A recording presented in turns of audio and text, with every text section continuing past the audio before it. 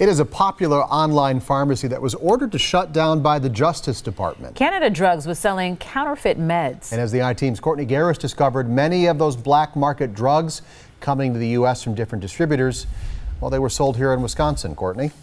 A local woman just learned she won't be able to fill her prescription through CanadaDrugs.com anymore. Her first concern was what it was going to cost her through a local pharmacy, but now she's wondering what's in her pill bottle. Fake meds, unapproved and mislabeled drugs, all shipped into the U.S. Canada Drugs and some of the companies controlled by the online pharmacy pled guilty in this case, a case that started with a drug called Avastin. Used to treat late-stage cancer, the FDA discovered some patients were getting a drug with no active ingredient. We regret that CanadaDrugs.com will be closing July 13th. Lori Dawson started ordering one of her prescription drugs from the company several years ago. When she called this month to reorder, Lori was told Canada Drugs is closing. And they said, but you can order a year's worth of meds now, between now and when we close in July. Lori says they wouldn't tell her why over the phone, so she went online. I was shocked. The issue was, in fact, importation of counterfeit drugs. How does that make you feel? Oh, very bad.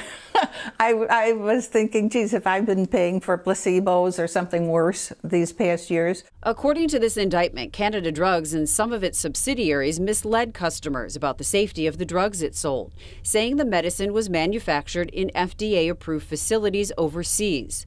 But the indictment states the online pharmacy really, quote, did not know where the drugs it purchased were being manufactured or who had been handling the drugs. And it's unsafe on multiple levels. Shabir Imber-Safdar is executive director of Partnership for Safe Medicines, a group of nonprofits focused on prescription drug safety.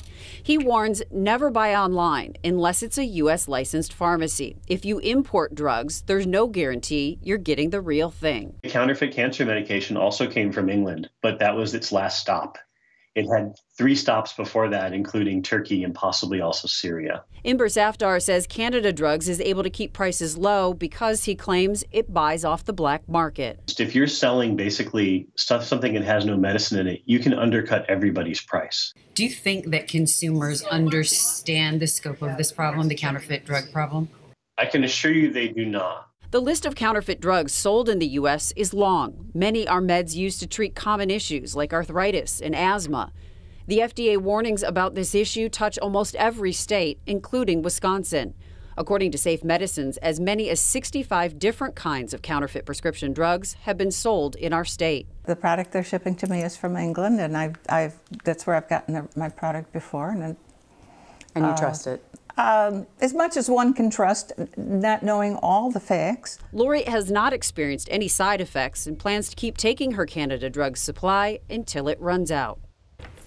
And right now, Lori pays around $31 a month for her online prescription. That is going to jump to $112 when she fills it through a local pharmacy. The Partnership for Safe Medicines told us there are other ways to save money, like using a search engine called GoodRx to find the lowest drug prices at pharmacies in your area. It does warn if you buy online, only use a website that ends in .pharmacy, which means it has a U.S. license. We put all of this information for you online at tmjford.com. That's good to know. We're not just talking about charges here. I mean, somebody's been sentenced for doing this. Right. Part of that was Canada Drugs having to shut down, and they were also fined $34 million. Canada Drugs also has to hand over the domain names for the websites it used to sell those drugs in the U.S. Now we know. Yeah. Thank you, Courtney. Thanks.